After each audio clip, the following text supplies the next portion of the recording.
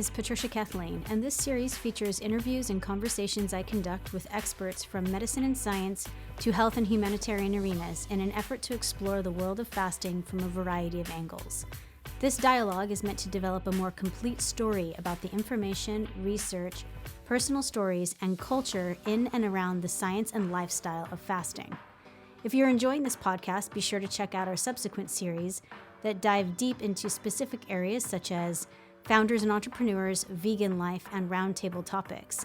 They can be found on our website, patriciakathleen.com, where you can also join our newsletter. You can also subscribe to all of our series on iTunes, Spotify, Stitcher, Podbean, and YouTube. Thanks for listening. Now let's start the conversation.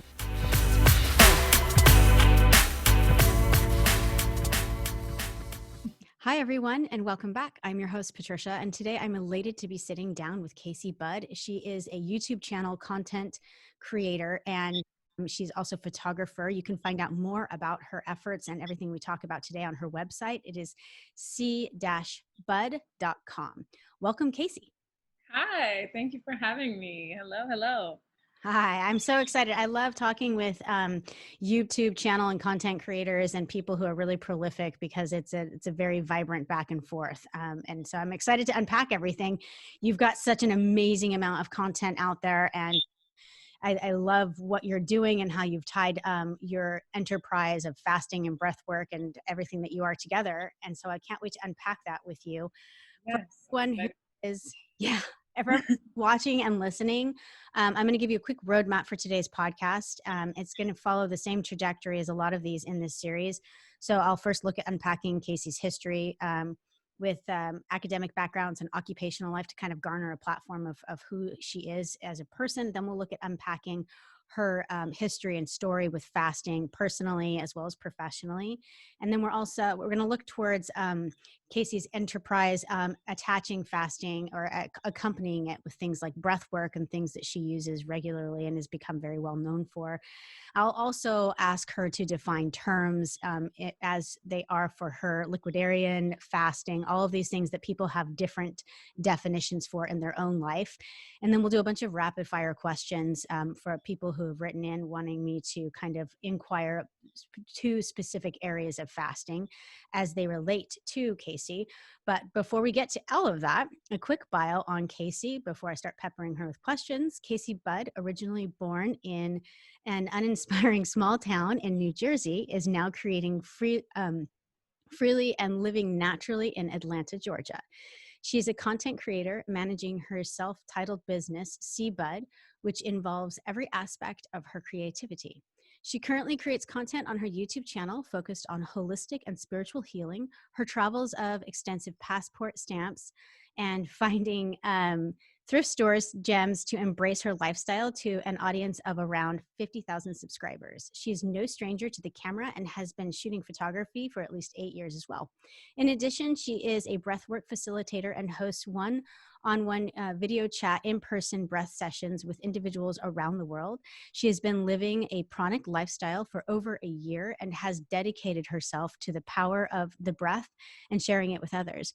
Breathwork has truly been a gift that she has discovered and trusted in completely, allowing it to completely transform her overall presence and perspective of life, which is why she is so eager to share. With extensive research and pranayama and fasting detoxing techniques, she is known for assisting others in tuning into their inner peace and thriving within it. Whether it's connecting with the breath or vlogging a day in the life, Casey thrives on any opportunity that allows her to freely express herself creatively and naturally. So Casey, I love that bio is so perfectly, I have to say, after I researched you and my team did, it's so perfectly you. And I love it describes everything about your practices and the work that you do.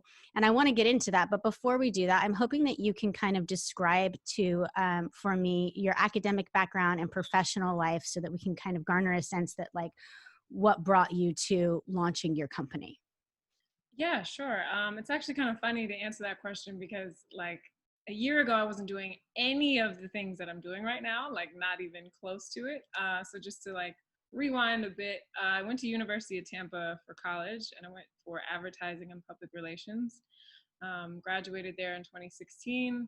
and kind of had the plan of like following the steps of life and getting a job. And I was supposed to work as a marketing photographer for this company down in Tampa. And things didn't work out. And it's just funny how life always does that. You're like really heartbroken in the moment, but it's like this whole redirection that I'm so glad happened. And to make a kind of long story short, once I didn't get that job, I kind of took the entrepreneur route, and I was like, okay, I'm gonna do this YouTube thing. I was doing it as a hobby before in college. It was just kind of like something for fun. And then I was like, okay, people do this and like buy houses and cars and like can live, you know, freely. And it was always kind of just like a struggle back and forth between this entrepreneur and like professional life and like following the steps of life, but also like knowing that I kind of always was an independent kind of creative.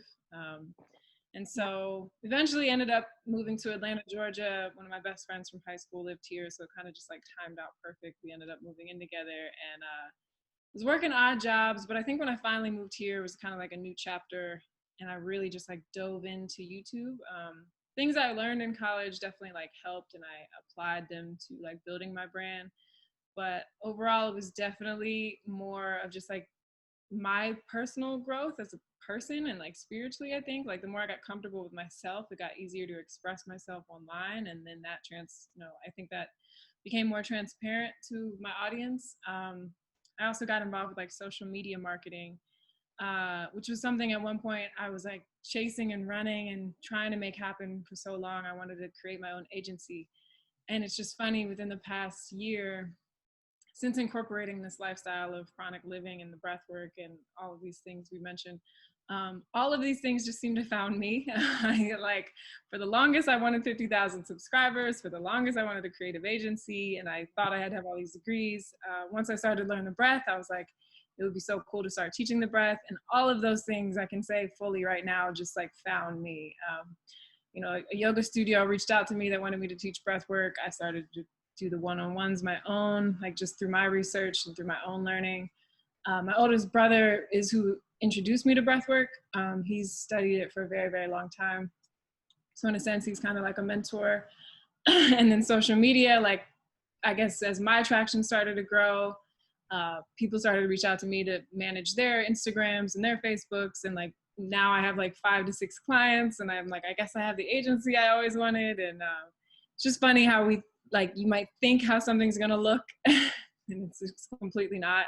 Like I just hit 50,000 subscribers, and it's just, there was times where I was looking at that so heavily every day, and now it's like, oh, that just happens when you just start to like move from a different space of like love instead of lack, you know, instead of like chasing it and wanting it and like expecting an outcome, just kind of like doing it from like, I just really love to do this.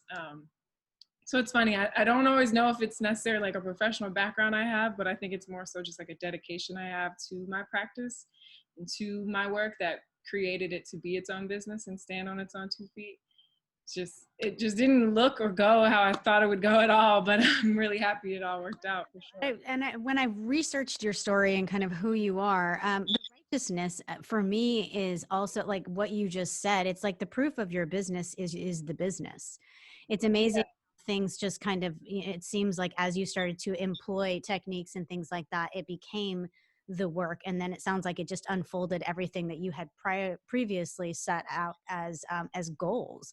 Mm-hmm. And like to that end, I want to start unpacking, and I'm not sure if I have the right chronology, but when I was looking at your work on YouTube and things like that, it seems like the retreat or the visit out with your eldest brother in Arizona, was that the first time that you actually started looking at fasting? And what was your education prior to that? Was going there? And what did you determine, or how do you define fasting on that particular trip?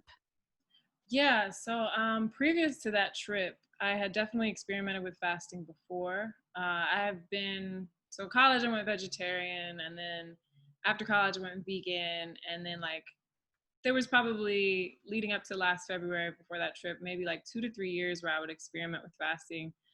Never to like the extent of what I do now, but I think one of my longest fasts before that was like just a fruit fast for the month of August. I just did like nothing but fruit, kind of went the fruitarian route for a minute.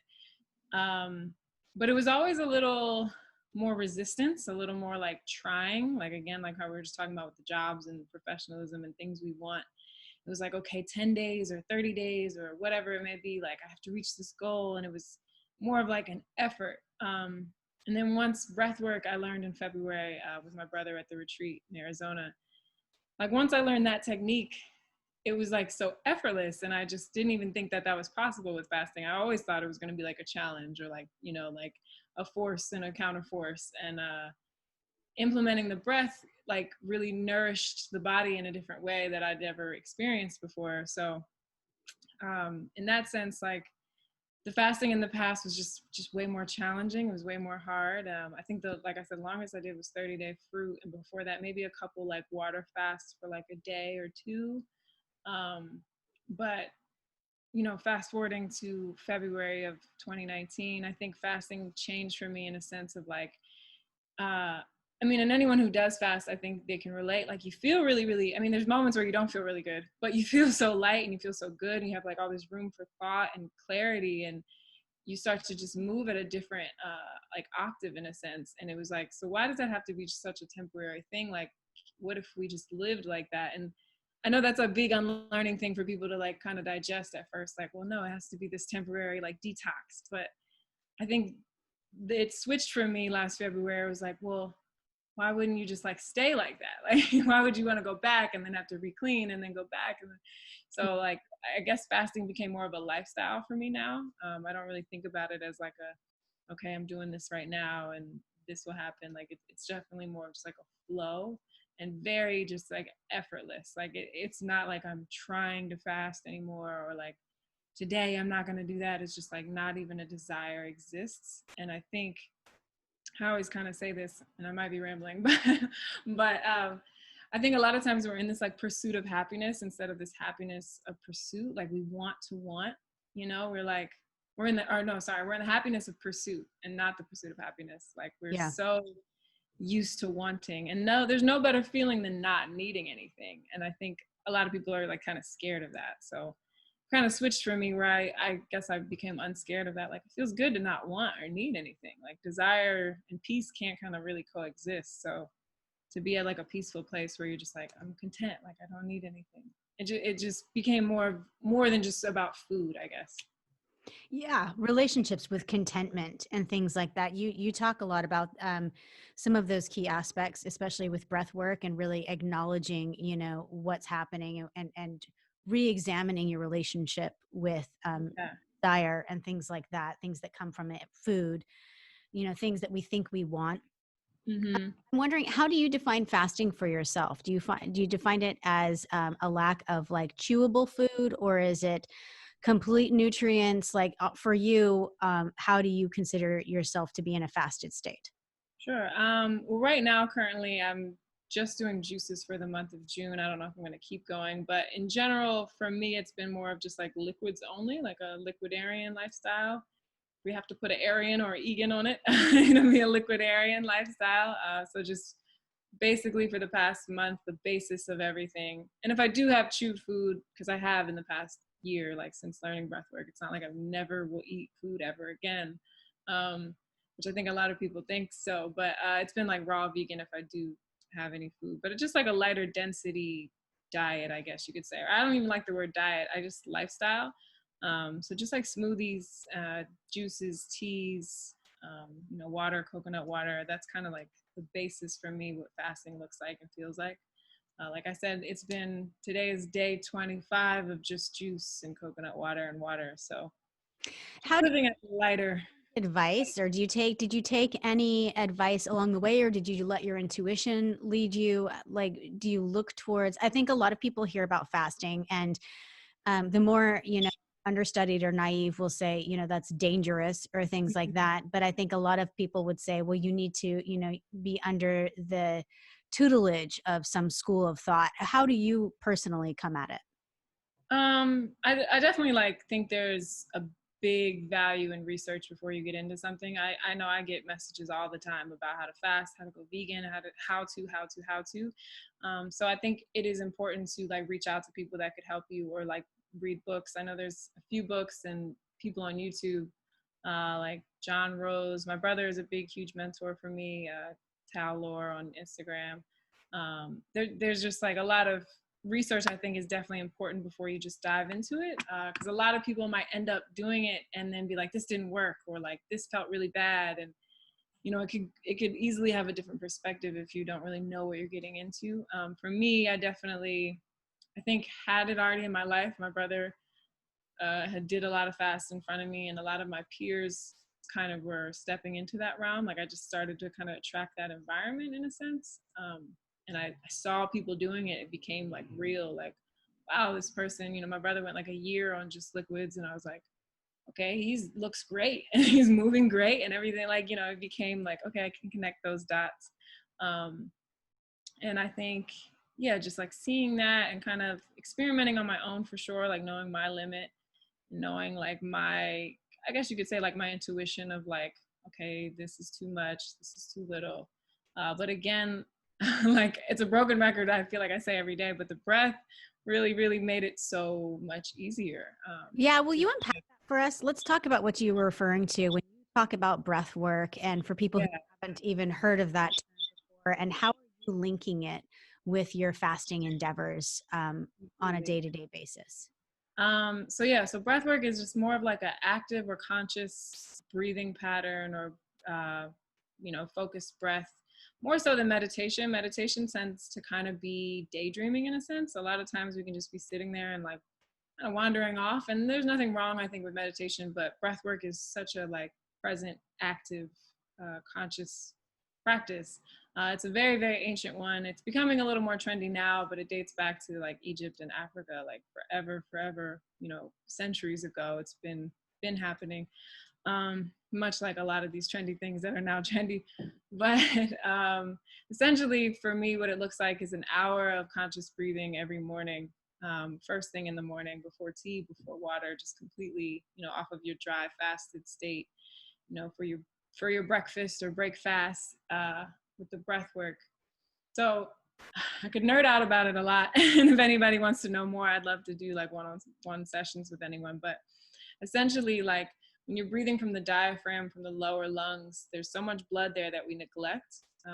We're really caught in the shallow breathing a lot of times. And there's a difference, in fight or flight or rest and digest. And it's 18 or more breaths a minute is fight or flight. So a lot of times we're walking around in fight or flight and moving with more thinking and like more anxiety than awareness. And, you emotionally eat because you have this like emotional hunger. Like, you start to crave things that are really just like emotional cravings, or, you eat out of celebratory or habitual, or just filling voids with substance. And so when you start to like replace that with the breath, the cells become so oxygenated and nourished, because we're breathing from this lower part of the lungs, that we neglect, like I was saying, and really, really helping the digestive system also get massaged, because you're like breathing out fully from the belly. It really, really like shows you where your true appetite is, I guess you could say.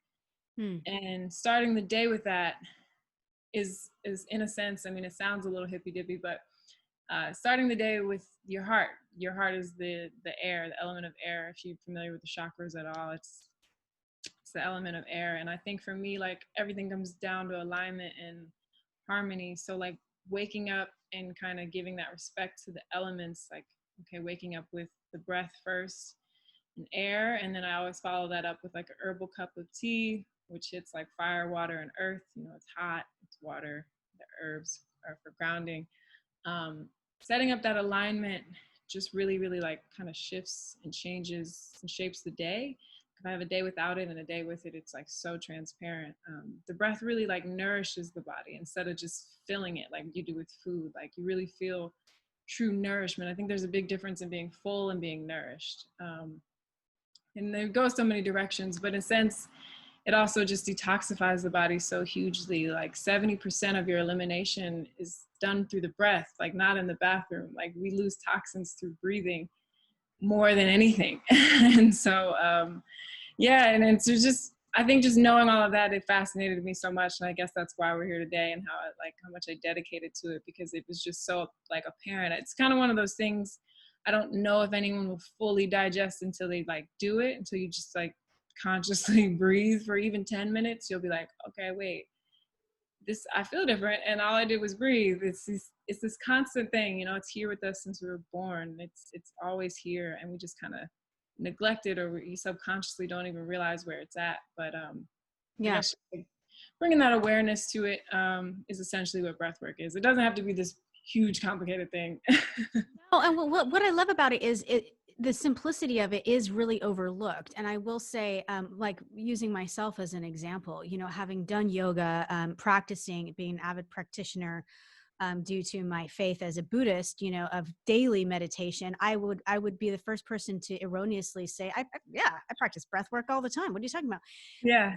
What you do is so distinctly different, you know, with breath work and just eliminating all of the other very good aspects of, you know, yoga or meditation that also incorporate the breath, but just Right. singularly being the breath is the activity in that moment, I think really crystallizes what the breath is actually doing in all of the other activities as well. And Yeah. are totally different. It's also interesting to me that it's this missing piece of anyone who talks about fasting from any different realm, from science, from health, from meditative, mental clarity, all of those things that people come to fasting for, right? They, they frequently, there's a large part of the dialogue about the emotional trudgery and drudgery of fasting, you know, of people. A lot of people talk about it from a medical standpoint. That's your body switching over to fat reserves, yada, yada, yada, insulin release, not release, all of those things. However, there's always that emotional element that people are addressing that's incredibly difficult. And what's interesting, when I've looked at what the work you were doing, is the breath work is the kind of this answer, you know, and this key piece about like this, the only aspects of fasting that people will say it was awful is, you know, that feeling of longing or missing all of those attachments and things that when you talk about Yeah.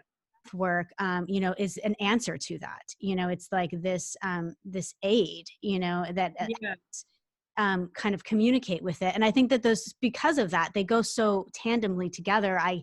It's interesting that fasting doesn't talk more about breath work and things that kind of answer to that. I'm wondering, with your own personal experience, it's clear that it's accompanied it and things like that. But can you imagine fasting without doing your breath work anymore, or is it like it's become so intertwined? No, that's a great question. I think about it sometimes because like even yesterday I didn't really do like a full session of breath work, and cravings were like happening at night. I was like, wow, I mean the only thing that changed was I didn't do my full hour in the morning. And so usually I do that like 2 hours now when I'm doing just like a lighter density of just juice. But I mean, I definitely think you can fast without it. I just, like I said, I feel like there's just more of a resistance and more of like a measurement when it comes to that. Like, I just know so many people like, oh, I was almost at day 7 and I failed at day 5. And like, it just, for me, doesn't even become that kind of mentality for fasting anymore. It's just really like I prioritize the breath and it all kind of falls in line. Like, okay, I don't even have to worry or think about that. And it's just, it's the craziest thing to like try to explain, because you're like, wow, how do I just not want these things anymore?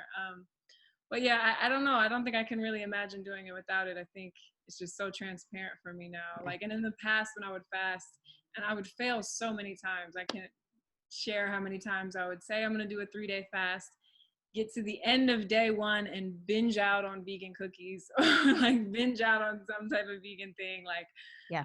and it created a really like unhealthy cycle for me. And I've talked to a lot of other people that experiment fasting and they relate a lot to that. And I don't think people talk about that enough, really. It's just like how unhealthy it can kind of go with the binging and fasting and this like yo-yo that we kind of do when we're trying to like do this healthy lifestyle. Like, easily just wake up and like binge out and then be like, okay, tomorrow I'm fasting.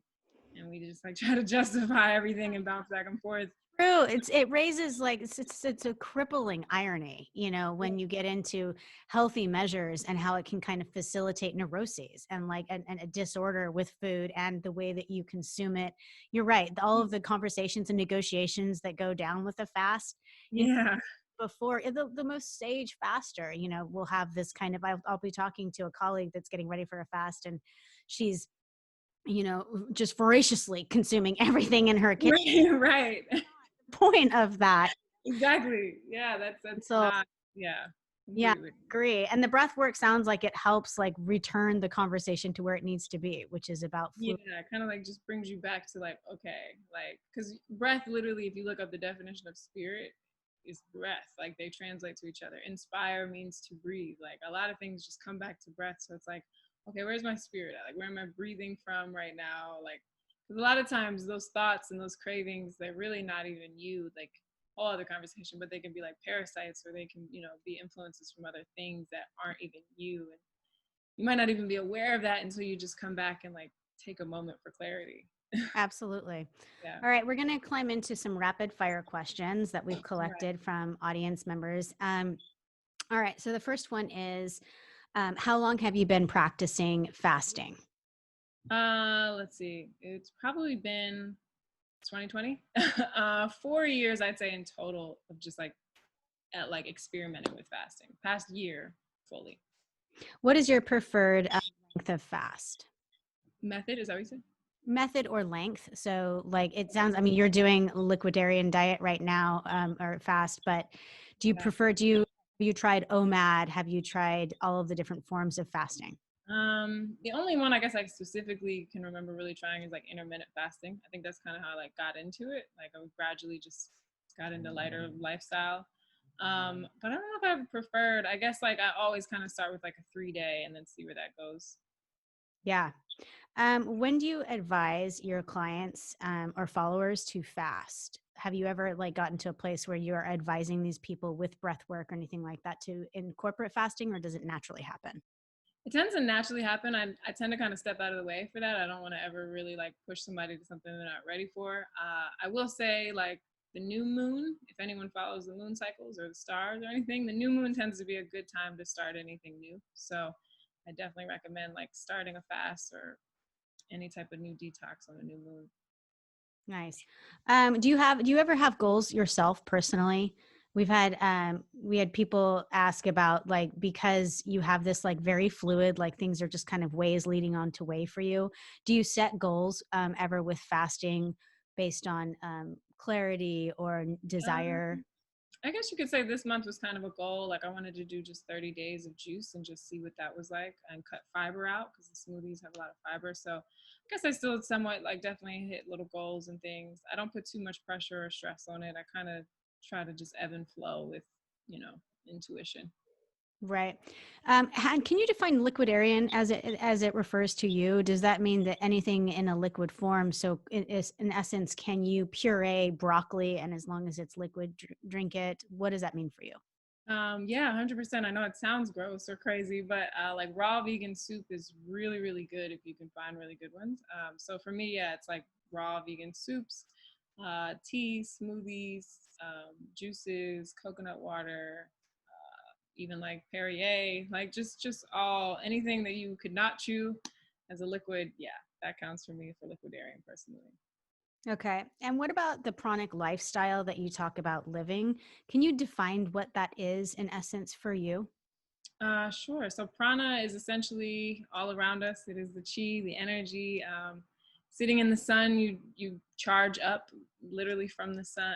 Literally from the sun, you get prana. So essentially, it's just kind of for me personally. I'd like to just say it's getting back to the natural, living naturally, and like living off of what already exists within you, not depending on external things, and just having that like internal piece, I guess you could say, of knowing like you can literally eat from the sun, from the air. There's prana, there's water vapors in the air that you can get that hydration from. It's just coming back to the natural in a sense, depending on like Mother Nature to really nurture you. Yeah. Yeah. A lot about in your videos. You talk about the death of the ego. There's so many different things that you get into, and it's almost a therapeutic, like, and you have in fact mentioned, 2 hours of talk therapy or 1 hour of breath work, and you get into things that breath work and fasting that have led to for you: emotional release, the ability to cry without ascribing pain or judgment to it, anger that comes up, sadness, good and bad, not all of these like flowery lovely moments, but you can Yeah. talk about how they come about with breath work and the utility of them. Like it's not being a bad thing anymore. You talk about the death of the ego and things like that. Do you feel like it's accompanied with fasting, or do you think all of that is just brought about with breath work as is fasting? I definitely think both of them tie together. And I will say, like, in this past year of practicing breath work and everything, I think in a sense, and with fasting, like, you give everything up to receive everything. You kind of like make room in a sense for you to receive more. It's from like one of my favorite books, the Tao Te Ching, is kind of like my lifestyle. If anyone's familiar with that book, just like you give everything up to receive everything. And like past year, I've gotten rid of so many clothes. I don't wear makeup anymore. Like my friends have kind of changed around. Like just over my, you're a magnet in a sense, so you attract a different reality when you start to be at a different density.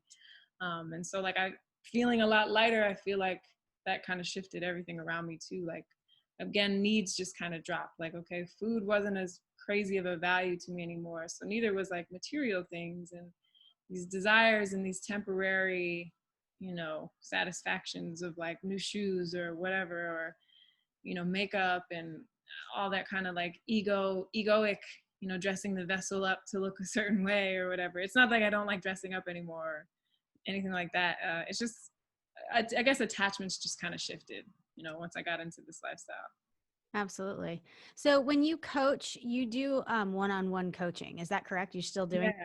Yes, definitely. So if someone's looking to get involved with it and things like that, do they just sign up for a one-on-one session with you for the breathing, or do you recommend that they educate themselves first? How does that work? I would definitely say just you can go ahead and book a session with me. I tend to love when people I have like a one-on-one, just one session, and then there's a 3-pack that you can get for like once a week for a whole month. And that one is kind of like get to be able to nerd out with you a little bit more and like teach you a little bit more and also lead you through a couple sessions.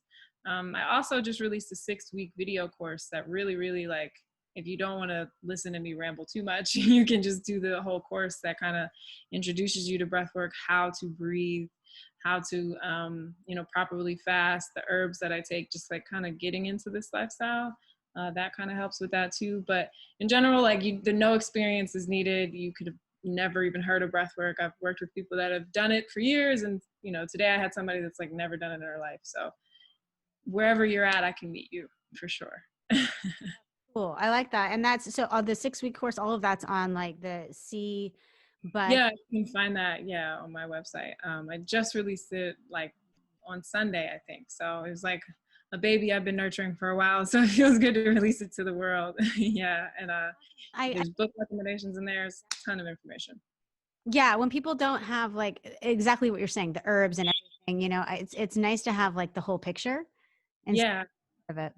And sometimes it can be a lot to like pour onto somebody at once, like sometimes people need to take bites as they go. Like, okay, this week we're doing this week we're doing this. And that's kind of how I formatted it. Like each week you kind of like take more steps into the water until your feet are fully wet.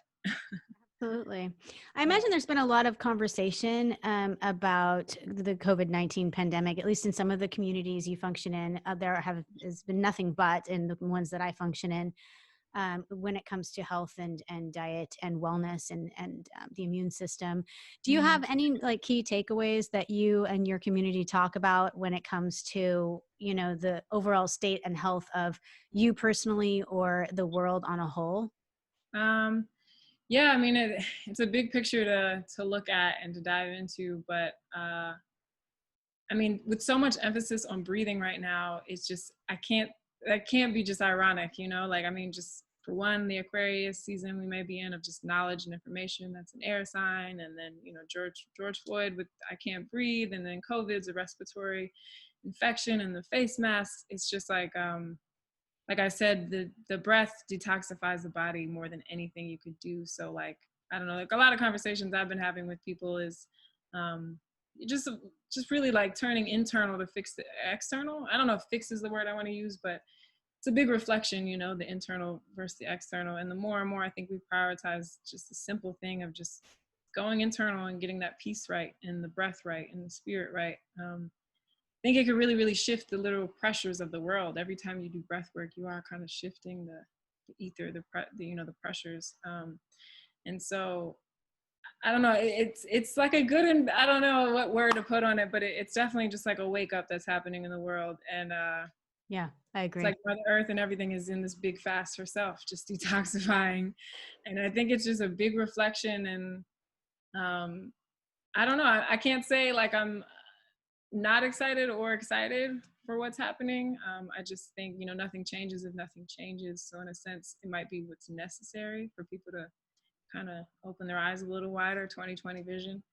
Yeah, I think a lot of it though, if we prioritize like peace as much as we do a lot of other things, and kind of turn to ourselves for the sources that we look to the TV for so much, like can we Yeah, go inside and see what's really needed here instead of these external validations and sources.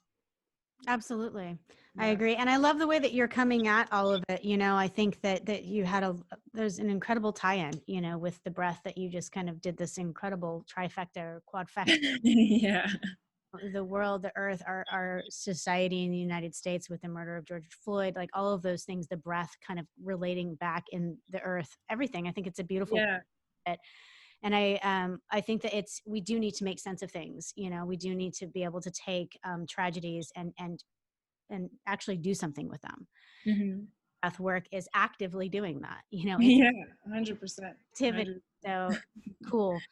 I love how you came at fasting. I love the story and your combination with it. I think it's so wonderful, Casey, and I really appreciate you taking the time to speak with us today. Thank you so much. I appreciate all of your questions. They're really, really fun for me to answer and reflect on. So I appreciate being here. Thank you. Absolutely. And for everyone listening, we have been speaking with CBUDD. She is a YouTube channel and content creator, as well as a photographer. She has a company, a consulting. You can find out more on her website. That is c-budd.com. And thank you for giving us your time today. Until we speak again next time, remember to stay safe, eat well when you do eat, and always bet on yourself. Sláinte.